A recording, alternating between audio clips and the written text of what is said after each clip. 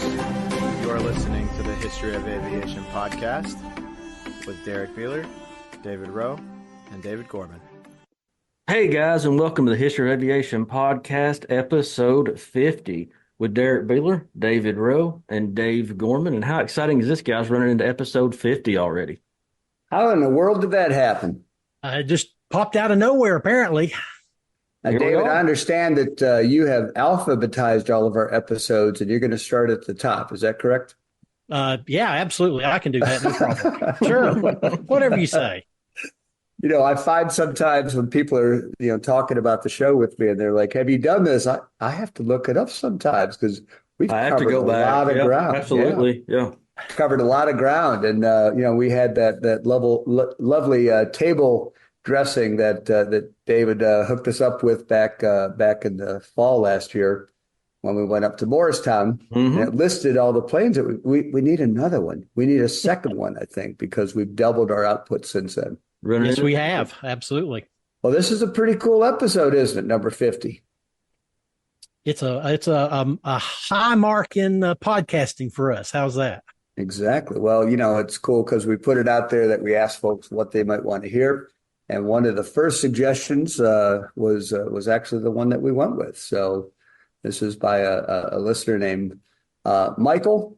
And Michael suggested tonight's episode. What is it, fellas? It is the Boeing 727. Dun, dun, dun, dun. We should have like a cake with 50 candles on it or something, but no such luck. But the Boeing 727, a fantastic passenger plane. Not too many of them still flying, but man, oh man, it's been around for a long time. Iconic, historic. It's been featured in all kinds of, it's been on TV and it's been on album covers and looks great no matter how it was done up. But beyond that, we actually have an exciting special guest tonight too. We do. Welcome into our studio, Allison. And Allison was a flight attendant for many years, flew a lot of different equipment, but she's going to tell us about her favorite plane, that same Boeing 727. So, Allison, welcome. Hello, thank you for having me. This is great to have you here, and we're just guys who make a lot of observations, and take a lot of pictures. But you actually spent a lot of time on this aircraft, haven't you? I have. As a matter of fact, now my dad was a Delta pilot, and he flew captain on the 727 for 14 years. So that's where I actually got my love for that plane. So when I became a flight attendant, I couldn't wait to fly the plane. And I did from the time I hired on till they retired it, I had 6 years on it. And that's pretty much all I flew for 6 years. Well, that had to be just fantastic to have that kind of legacy, that in the DNA type of thing. And then, fortunately, they were still flying it when you came aboard and got to spend 6 great years with it. So I did. It was just one of those type of planes that, as a crew member, it was comfortable, it was fast, passengers enjoyed it. It just worked, and we carried, with the 727, you carried a complement of 7 crew members, unless you went international and you carried an extra person. So typically you had 7 or 8 crew members working it. And it was just one of those planes that everybody wanted to be on. We loved it. Well, that's incredible. And, like I said, you flew on a lot of different aircraft and some of the more modern aircraft. I think you said 757s, and did you also say the 767? 767. Those aren't young planes, but I mean, we think of the 727 being a different era, but it's fantastic that it was a favorite for you. Well, of course, once the 727 was retired, 757 was typically the plane to replace it. But 727 was not a long haul airplane. It was a short, this was an East Coast flight airplane for us. We did fly it from Charlotte to San Juan, Charlotte to Grand Cayman. but it did not go out west. It was, up and down the East Coast. So it's pretty much, I don't remember us really doing many flights over 3 hours in that plane. So, but one of the reasons we were able to take with U.S. Airways, that's who I was with when I retired. 727 was equipped with life rafts. So that was the only plane we could fly technically to San Juan and Grand Cayman was 727 until they brought on new planes that had life rafts. So one of the other things about is that aircraft. One of the things is you had to have 3 engines or more to go over the water. That's right. For any length of time. So that, those 2 factors are right there why you could do the over water travel. That's right. That's right. Now, an interesting thing about my career was I started out with Piedmont, and Piedmont got the DB Cooper 727. Oh, wow. And so it was painted with DB Cooper's name. So it was always a real thrill for us when we got to fly the DB Cooper 727. Oh my gosh. Yeah. Well, so they didn't hide from that legacy. They absolutely they made not. the most of it. They relished it. They love saying this is the DB Cooper plane. So that was kind of interesting. Hand out little pins that look like a parachute or something that, when you got to fly in it. Some people get pilot wings, when they come aboard. That's right. Hand out little parachutes would be great. Wow. Yeah. DB Cooper, what was that, 1971, 72? Probably. Pacific Northwest, he hopped out. Now, this was an aircraft that had, it's called an air stair. Yes, it has aft air stairs. So, as a matter of fact, that plane came from Northwest Orient. That's what we got it from them. But that's what made the plane so well. Of course, that's what allowed DB Cooper to jump out the plane. Was it did have aft air stairs. So once you landed, you lowered the stairs, which we could always use to deplane if we had to, if the jetways were broken. I don't know if the stairs were there for, to level the plane. I'm not really sure why we had them, but we did use them occasionally to deplane airplanes. Well, that's exactly what they were there for, basically to fly from a major hub to a small airport that didn't have the infrastructure to deplane the passengers. Right. So you had that built-in air stair, so you didn't need the drive-up stairs or anything like that. You literally just pulled up and dropped it, and people got on and off. That was the design intent of the air stairs from the beginning. There was only one other type of aircraft I flew on commercially that had those. So, but the 727 was the one that, we utilized the stairs. Mm-hmm.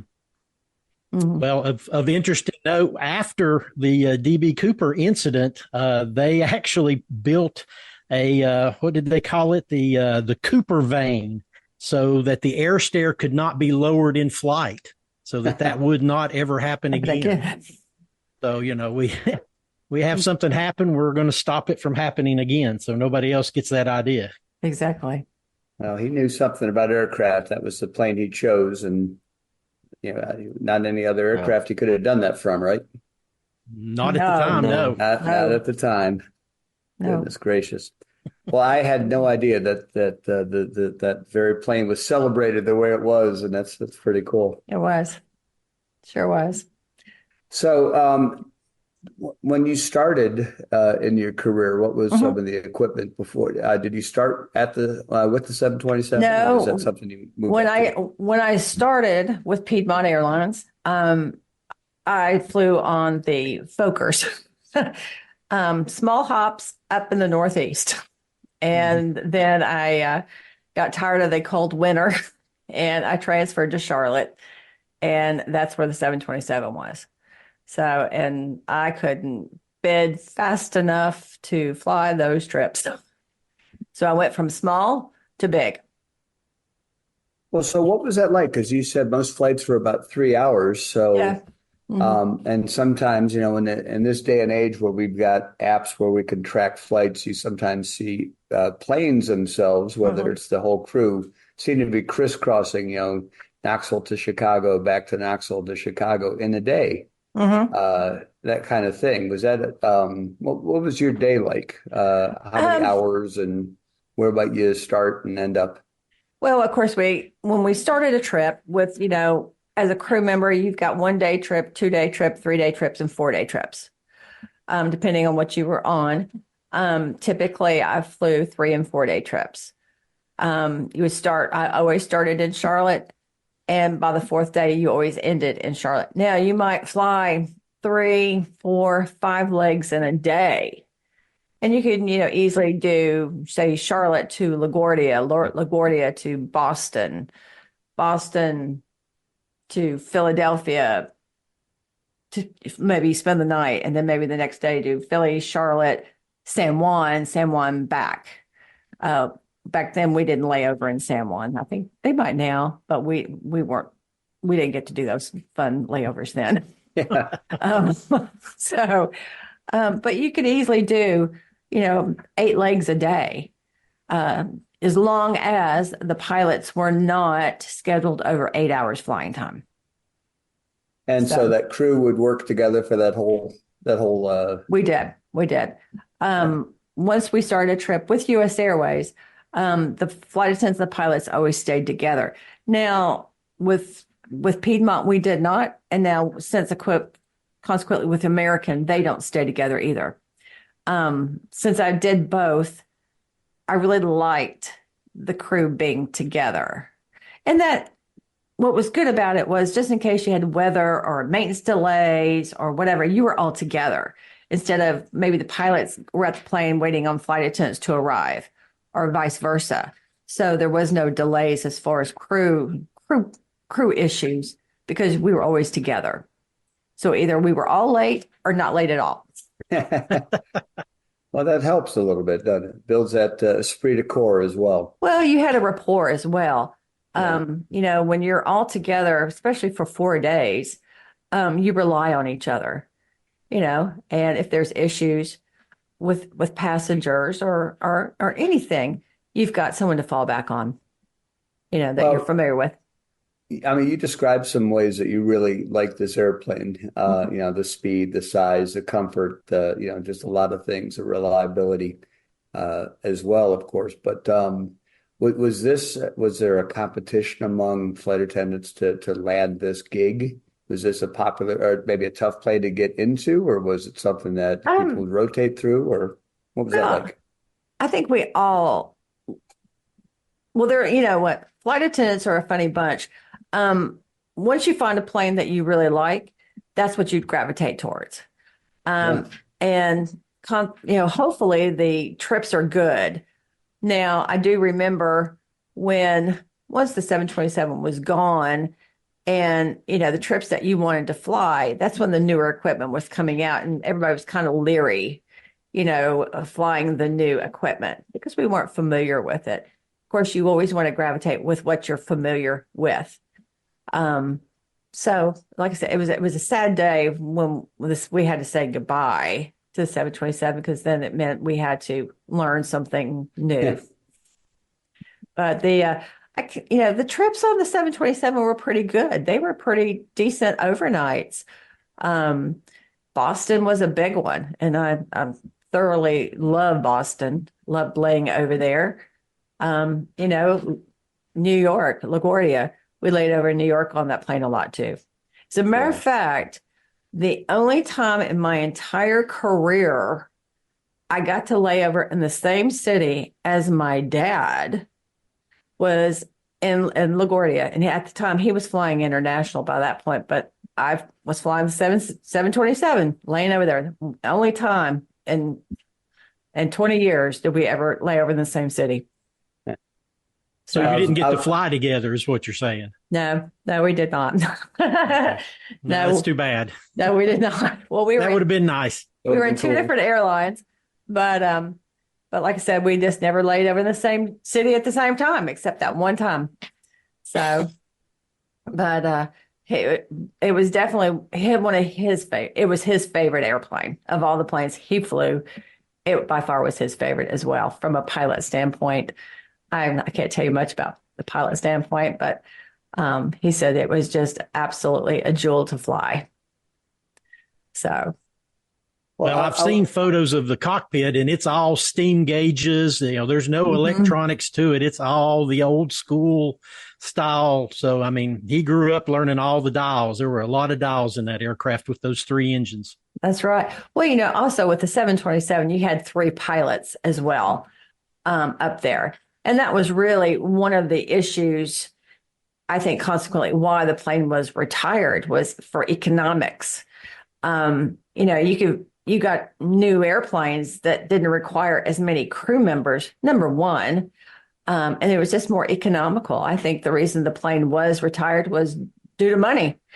I know they had to be outfitted with hush kits, which was expensive. And, when you can only need 2 pilots instead of 3, that was money right there. So that was absolutely, and that's why, ultimately the plane went by the wayside.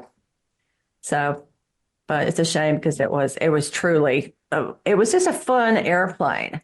From a flight attendant standpoint, it was, I'm not going to say it was a great galley for flight attendants, but it was pretty close being really good. In the back of the 727, there was kind of it wasn't like a conversation area, but it was a separate area kind of in the back that had like 2 or 3 rows that kind of faced each other. So, people could go back there and could, converse or talk or, where it wasn't just crammed in there, which was nice. So it was more of a comfort airplane versus what we have today. Now, way back when DC-8 at one point had bench seating. And they're first class, which, they've gotten away from. But back, in those kind of planes, you had more of a conversation with with the passengers where it didn't feel like you were just, pushed in there like they are today. Yeah. Well, I would think that as a flight attendant, though, those types of things make a difference in how well you can not only do your job, but also enjoy your job. If the passengers are generally comfortable and generally absolutely happy and have, enough leg room. I'm 6'6". I do not fly well. Oh, no, you won't. So I'm a minimal complainer because I can't do anything about my height. But yeah, there are people who come in thinking it's like they're going to be in a hotel in the air. Their expectations are, pretty hard to meet. So was this a plane that was, because of its accommodations, was it fairly easy for you to be able to do your job? Yes. And keep people happy? Yeah. Very much so. Like I said, it was really easy from a flight attendant standpoint, how we got our carts out, how we were serving. Because typically, you had 2 flight attendants on a cart in the aisle, and then you had a flight attendant working from the back. So it went pretty quickly. It was very smooth. And if consequently somebody had to get up, we could move the carts easy, so they could go to the restroom or come back. It was no problem. So it worked out. It worked really good. Like I said, from flight attendant standpoint, it was really good. From a passenger standpoint, it was probably even better than what we have today. Well, this plane, Dave, I guess you would call it a second generation passenger jet, really, right after the 707 and the Boeing Comet was in service at that point. But this came out in the early 60s? 1972. Oh, shoot. I thought it came out even earlier than that. My goodness. Yes. Yeah. Okay. It was 72. It went into service in 1973 and was out of service by 1984. Good. So yes, it is a second generation aircraft. Or no, you're right. It is 62. I'm not 72, 62. Okay. Yeah. My mistake. But it was 22 years, basically. But I mean, and you guys listening, you can't see the pictures that we have behind us, but that's a sleek looking aircraft. It is a stylish built for speed, looking kind of plain. And so you think about the designs that this was replacing. There was a lot of forward thinking in terms of engine development and speed and comfort. You still had people flying on Connies across the country, and moving out of that kind of propliner passenger service. At least in some of the bigger cities and things like that. Props still served a lot of smaller places. But I was also interested in seeing that some of these planes operated in some pretty remote locations with some runway settings and airport settings that were pretty primitive compared to what you might expect. It landed in Alaska on a gravel runway regularly. Gravel runway. That's amazing. Yeah, it's totally amazing. One of the features is with the high set engines in the back, that kind of helped it protect it from, FOD getting into the engines. But at the same time, this aircraft was built to be a short landing aircraft. It did not require, a 10,000 foot runway. It could land on a 5,000 or 6,000 foot runway, no problem.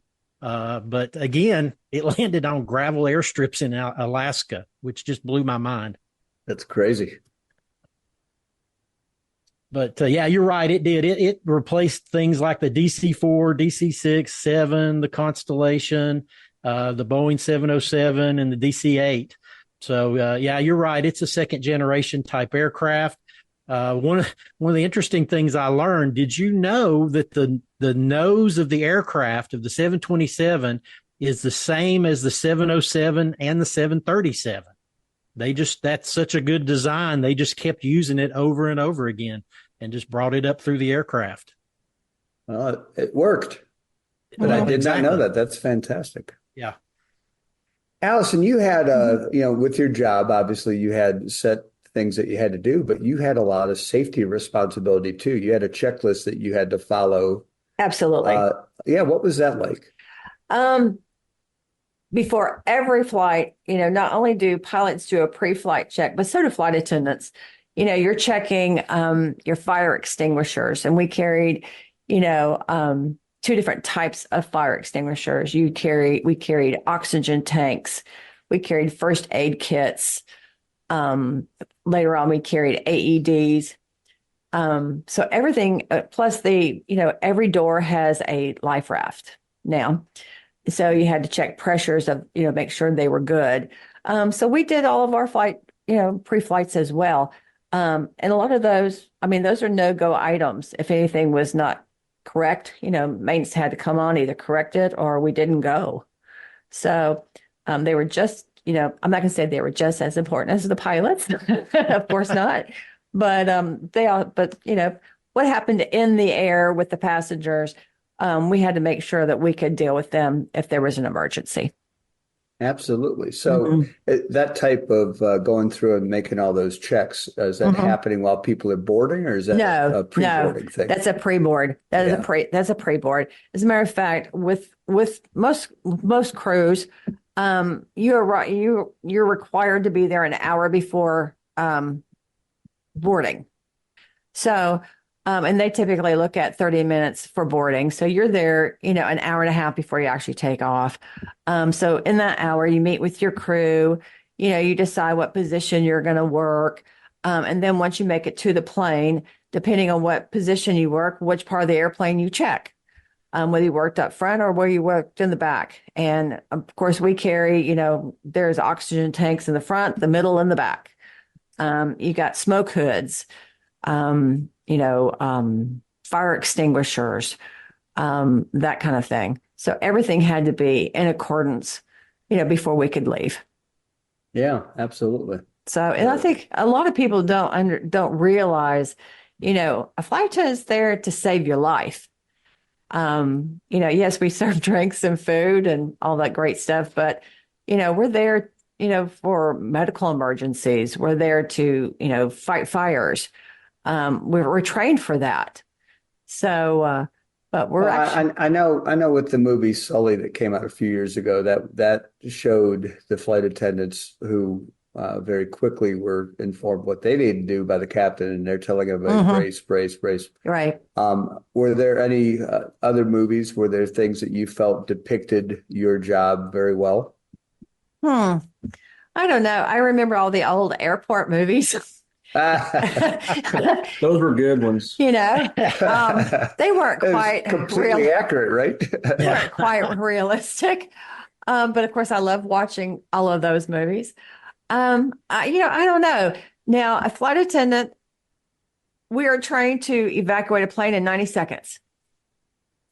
So Goodness. 90 seconds. Yeah. We are trained to get every single person off in 90 seconds. So now, like I said, there may be things different now. It's been a long time. It's been a while since I've flown. But, typically, back then the exit row, people that sat at the exit row were able to remove a window, pitch it out, and get people out. I think now you pay extra money to be able to sit in that row, I think. But of course, that was another part of the flight attendant. When people came on, you were looking for able-bodied people, just in case if you needed, assistance. Those are the people you were going to go to, if you needed help during a flight. Of course, after 9/11, we started carrying air marshals. So, and that was, another facet that we dealt with on there. Everything, everything evolves with the airline business, and you just have to kind of evolve with it. Yeah, the equipment certainly has, and flight training and the professionalism and the expectations too. Oh, that's true. Air travel is not today what it was, 30 years ago. The planes weren't packed to capacity on every single flight. It was a luxury versus a mass transportation. Things have they totally changed. But like I said, everything evolves. Sure does. Allison, can I ask about 9/11? Were you Yes. flying that day? Well, actually, I was not flying that day, but that month I did have New York layovers, and I was due to go out the next day. As a matter of fact, though, I did work the very first flight back into LaGuardia from Charlotte once we were allowed to fly back in. As a matter of fact, when I got to the plane, we had 13 passengers. And I almost said, I don't think I want to go. Yeah. But luckily, it was very eerie. It was very quiet. Not one word was said the entire trip. But one of the passengers had a high-powered video camera. And all 13 of us and the 3 flight attendants, as he was filming, we were able to still see the smoke rising from the buildings. And we were able to see what he was saying. It was very eerie. I will say this, 9/11 changed everything.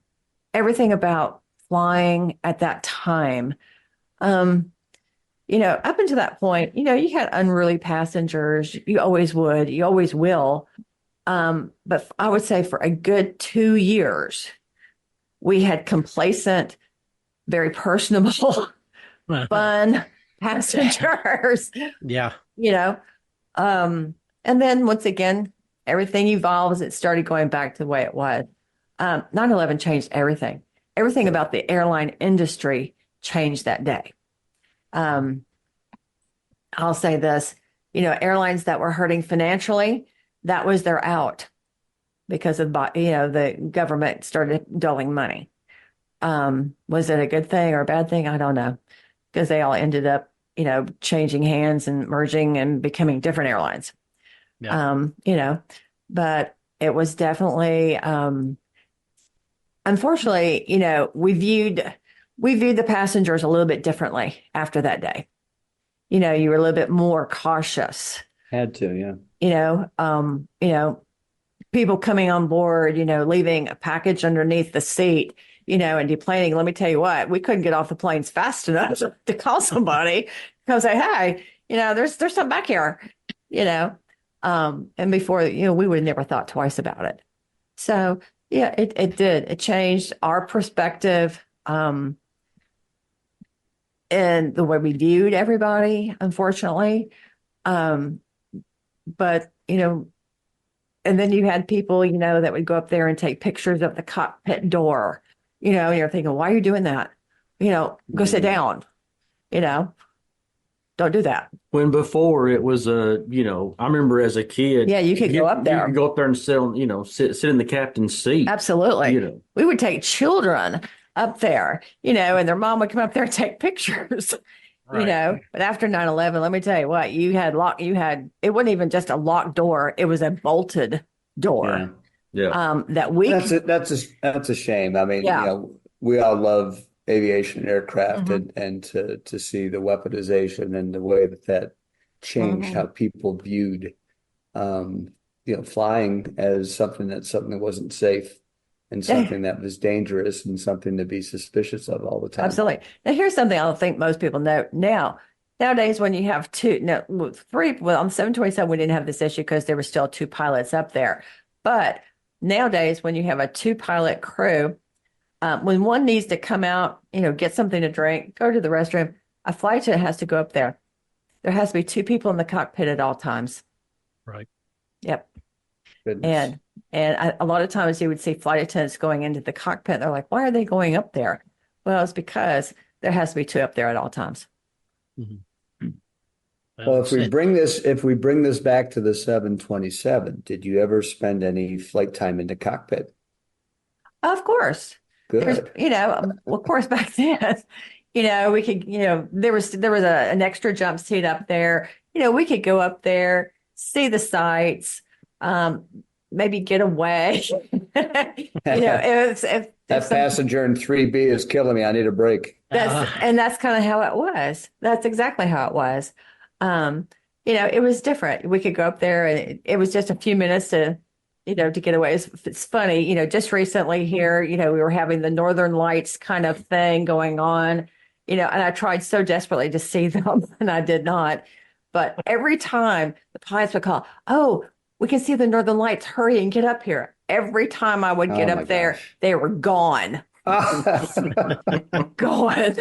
And so I missed them again. But, it's funny when you're in the cockpit, you don't realize the concept. I remember one time I was taking lunch up there, and I was standing in the doorway and trying to hand off the trays when I saw another airplane. I thought it was coming right at us, and I dropped the food. And I fell to the ground. And I thought it was going to hit us. And they looked at me like, "Oh, what's wrong with you?" The plane is not even anywhere near us. But I had no concept. Right. It just scared me. And I never made that mistake again. But it just takes once. Only once. But it was a fun time. Everything about flying. Once it's in your blood, it never leaves. Very true. Very true. Well, so as a career, was this something that you would still recommend for folks? Absolutely. It's certainly not when I flew, it's not what it is today. But it's still a great career. I've seen the world. Which would I have been able to before? Maybe, I don't know. Not like I did. There's certain places I certainly miss not being able to go now. But yeah, I was able to see the world. I met a lot of wonderful people along the way, not just, employees, but crew, passengers, that left a mark on me. So I certainly would say, if you're wanting to live out of the suitcase and be gone a lot, it is a great career. Yeah, it is. That's cool. Did you have a favorite experience while you were flying? Favorite experience. I had a lot. when you have a good crew and you have great passengers, you know, I really enjoyed flying to Las Vegas because they were always really happy. Very happy people going out there. You know, Can't imagine why. you know, a lot of those. Those were great flights. You know, once later on in my career, when I flew to the Caribbean, people love going to the Caribbean. So did I. Even for that matter. For that matter, those were great. You know, during my career, I had a lot of medical emergencies though on my flight. A lot of emergency landings because of medical emergencies. Those kind of things people don't, you know, realize they happen, and they happen all the time. So you just have to kind of take the good with the bad. Sure. Well, when you get that many people in one space, that you know, there's always that one person who's sick, injured, or you know, just you know, the medical problem just pops up out of nowhere, and you've got to be prepared to deal with it. But that's part of your training. I mean, I'm right. sure you had a lot of medical training along the way. Absolutely, you do. And like, you know, and for a flight attendant, of course, you know, flight attendants are equipped, of course, they're trained in CPR. Now, when we got the AEDs on board, that took the place of CPR, basically. Also, the phones on the airplane, I don't think people realize those phones, all we had to do is basically touch a code, and we were dispatched to medical personnel. So they could walk us through if there was something we were not, you know, privy to really understanding. They were, you know, they could walk us through what we needed. Oh, that's amazing. Yeah. Yeah. Now there was a first aid kit in the cockpit that carried a lot of extra stuff that, you know, we did not check. We weren't privy to. You had to have medical personnel okay it before it could ever be opened. And sometimes we'd have to do that. But like I said, we did have that as as somebody to help us if we had to. So. Well, that's good. That's reassuring to know that kind of, you know, capability is in the air. Absolutely. You know, when you don't have a doctor right there, you at least can speak to one pretty quickly. But, you know, it's amazing. Every time when there is a medical emergency, one of the first things you're going to do is ask, is there a doctor on board? 9 times out of 10, there is, believe it or not. Oh, yeah. You know, they're normally there. But like I said, if they're not, we had a full access the entire way. You know, somebody could be on the phone talking us through whatever we needed. That had to be very reassuring. Yes, it was. Yeah. Yes, it was. Now, I had always been told, and correct me if I'm wrong, that the best way to deal with jet lag is drink an awful lot of alcohol. Is that correct? Is that the altitude and the alcohol, is that really? No. That explains plenty. Okay. No. And some people made that mistake. Now, we'll tell you this, one drink in the air is equivalent to 3 on the ground. Oh, really? Yes. So it's a bargain is what I'm hearing. So the problem is you think you're just fine in the air, but the minute we open the door and you step out of the jetway, you fall. So that is a public service announcement on behalf of the History of Aviation podcast. I'll see you guys later. I'm going flying. Yep. Yep. Oh, dear. Yep. Well, and, you know, I'm certain there are stories that go along with that. Were there any passengers that you were privileged to work with that some celebrity types that flew? You know, absolutely. But I will say this, you had 2 types of celebrities. You had the celebrity who really was the average Joe, who were pleasant, who was just trying to get to point A to point B with their family. Then you had celebrities who you hoped you never saw again. Absolutely. They knew they were a celebrity, right? They knew they were celebrities, and they weren't very nice. I've had plenty of both. So, and believe me, I remember very well who the bad ones were. I said, I will never buy anything from them again. Well, fair enough. So, Yeah. Hey Hey, guys, Dave, why don't you run down a couple of stats on this one here? Derek, I interrupted you there. that's what I was going to ask. Let's run through a few stats on Great this minds plane. think alike. Well, we'll do the best we can. They built almost 2,000 of these bad boys.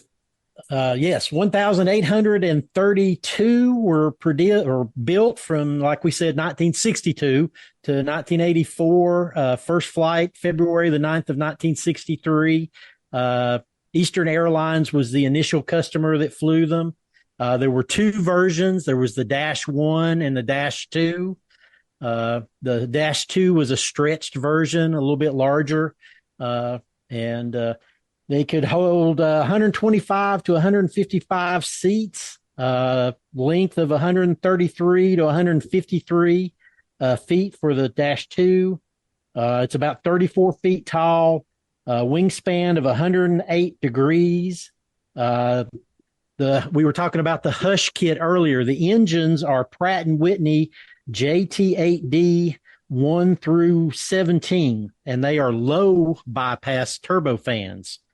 Today, we have high bypass turbofans, which are infinitely quieter, hence the need for a Hush kit to reduce the noise produced by these low bypass turbofans. I need a few of those for some of my students. Yeah. Oh, yeah. Good luck with that. They are supremely loud. I believe Australia does not even allow you to fly them in Australia anymore because of the loudness. They have a range of about 2,500 miles. They fly at Mach 0.9. Speaking of speed, about 597 miles an hour at 35,000 feet. And they cruise at, 530 to 590 miles an hour. So again, it's a very fast aircraft. It's a triple engine, a tri-jet. So it's got a lot of power. It's got a slick wing. There's no, engines are in the back. There's no pods or anything on it. So they did some really amazing design work on the wings. They put Fowler flaps on it, triple hinged Fowler flaps that extend out and really slow the aircraft down, leading edge slats.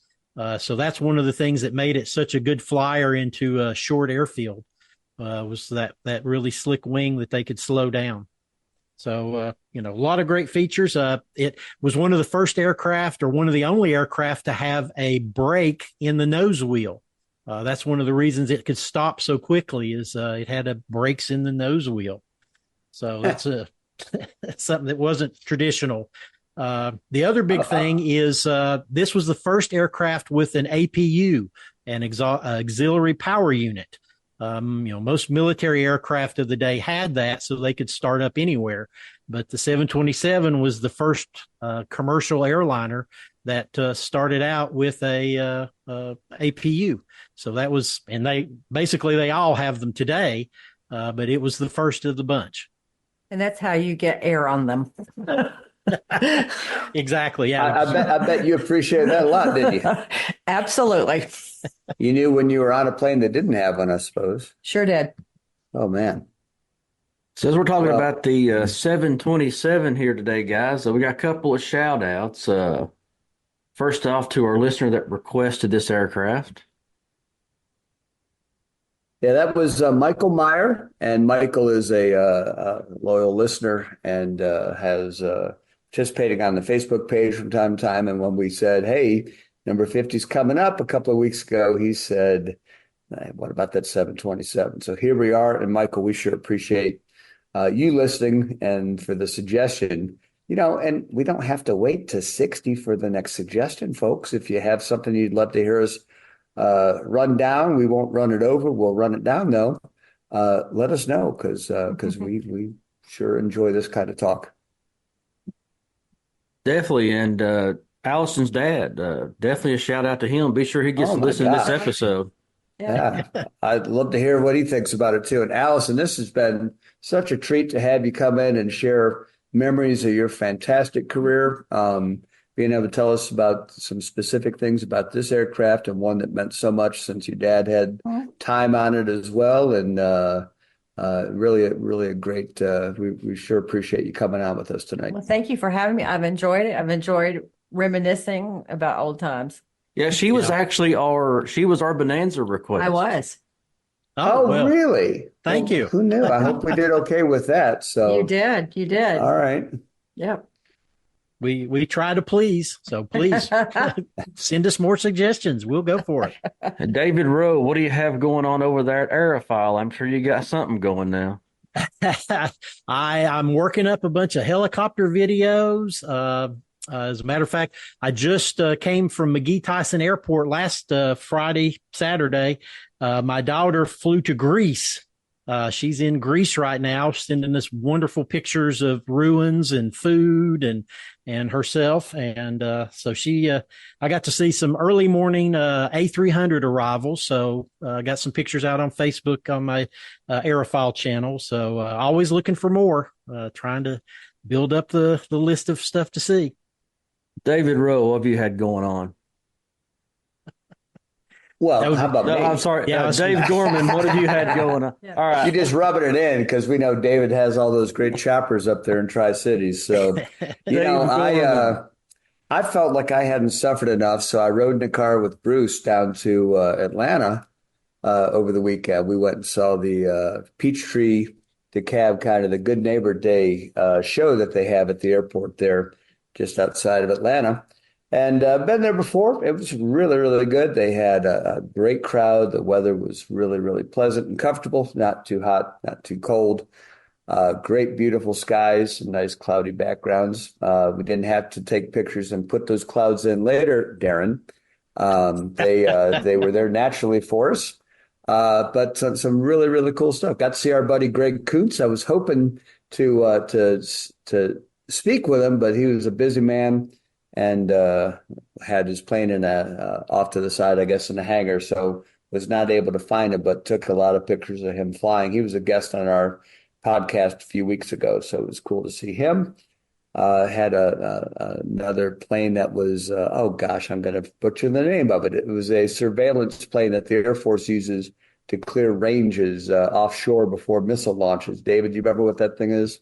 It's a widget. It's a widget. Thank you. And I'm an idiot sometimes because my memory goes blank on things like that. But one of only two that exist. Bruce, of course, had seen one fly into Tyson some time ago. I'd never even heard of the thing. And he's like, it's a widget. Where you been? Such is life with Mr. Kawakami. Yes, but it was a good show. Took way too many pictures. I'm still working my way through. No aviation videos of late. Put a few up on my page a couple of weeks ago, and some other music things have gone up. But what's happening? Looking for St. Louis Air Show in about a month with some great planes. So get out there, guys. Get out to the airport. Use those apps. See what's coming in. Tell us what you're thinking about. Oh, and one last thing there, Derek. Sorry, I'm yapping a lot, but we did that A10 show. And we asked if anybody had pictures of some unusual markings and colors for A10s, and still would love to see some of those on the Facebook page, History of Aviation on Facebook. Check it out.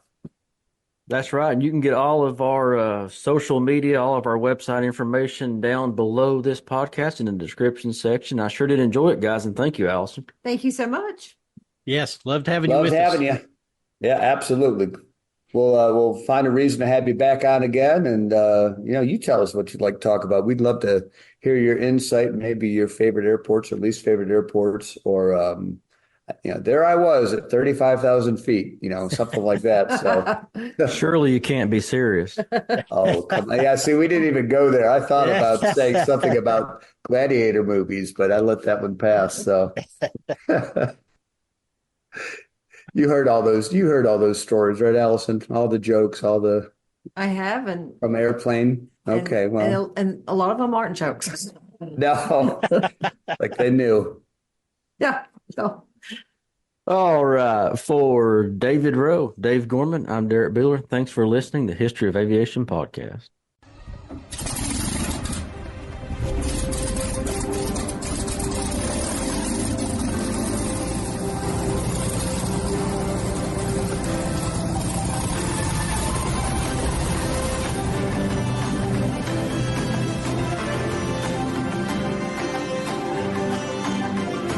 This is Joe Morse.